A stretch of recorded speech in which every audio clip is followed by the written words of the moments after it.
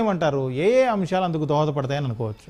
తూర్పుగోదావరి పశ్చిమ గోదావరి తీసుకుంటే దాదాపు 34 సీట్లు ఉంటాయి. 34 సీట్లలో 29 వరకు కూటమికి వచ్చే ఛాన్స్ పక్కాగా 29 వరకు ఉంది. తర్వాత ఒక 5 వరకు మాత్రం ఎస్పెషల్లీ వైఎస్ఆర్సీపీకి వచ్చే ఛాన్స్ అయితే ఉంది. ఈ కూటమికి ఏంటంటే ముఖ్యంగా అమలాపురం సెగ్మెంటు, తర్వాత ఈ నర్సాపురం, ఈ పార్లమెంట్ సెగ్మెంట్లన్నీ కూడా క్లీన్ స్వీప్ చేస్తాయి, డౌట్ లేదు. ముఖ్యంగా అక్కడ కాపు ప్రాబల్యం ఎక్కువ ఉంది. కాపు అండ్ అగైన్ అంటే కాపుతో పాటుగా బీసీ కమ్యూనిటీస్ కూడాను జత కలిసాయి. ఈ సోషల్ ఇంజనీరింగ్ అనేది పక్కాగా వర్క్ చేసింది అనేది ఖచ్చితంగా చెప్పొచ్చు. తర్వాత కృష్ణా, గుంటూరు అండ్ నేను ప్రకాశం, నెల్లూరు కూడా చెప్తాను.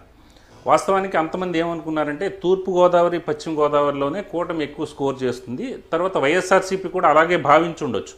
కానీ కృష్ణా, గుంటూరు, ప్రకాశం, నెల్లూరు దాదాపు 55 సెగ్మెంట్లు ఉంటే 55 అసెంబ్లీ సెగ్మెంట్లో 42 వరకు కూటమికి వచ్చే ఛాన్స్ ఖచ్చితంగా ఉంది. ఒక 13 వరకు మాత్రమే వైఎస్ఆర్సీపీ స్కోర్ చేసే అవకాశం అయితే ఉంటుంది. సో ఇక్కడ ముఖ్యంగా ఏంటంటే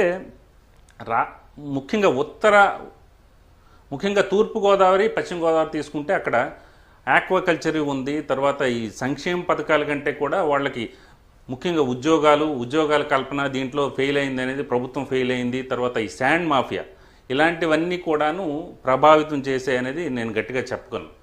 తూర్పుగోదావరి పశ్చిమ గోదావరి అలాగే మిగిలిన కృష్ణా, గుంటూరు విషయానికి వెళ్తే కృష్ణా, గుంటూరు మీకు అందరికీ తెలిసిందే. అమరావతి రైతులు, అమరావతి రీజన్, అమరావతి ఒక 5 వరకు మాత్రమే. కారణాలు ఏంటి? రాయలసీమ విషయానికి వచ్చేసరికి 52 సెగ్మెంట్లో దాదాపు 25 నుంచి 27 వరకు మనకైతే కూటమికి ఈసారి వచ్చే అవకాశాలు ఉన్నాయండి. ముఖ్యంగా రాయలసీమలో రెడ్డి కమ్యూనిటీలో కూడాను స్ప్లిట్ అనేది క్లియర్గా కనిపించింది. రాయలసీమ రెడ్డి కమ్యూనిటీ ముఖ్యంగా కనిపించింది. ఓవరాల్గా ఎంటైర్ స్టేట్ తీసుకుంటే ఎంతో కొంత కొంచెం పట్టున్నది కేవలం కడప, కర్నూలు ఈ 2 జిల్లాల్లోనే, ఈ 2 పార్లమెంట్ సెగ్మెంట్లోనే మనకు అక్కడ కనిపిస్తోంది. ఇక్కడ కూడాను స్థానికంగా కూడాను కాంట్రాక్టర్ల బిల్లుల ప్రభావము ఇవి ఉంది.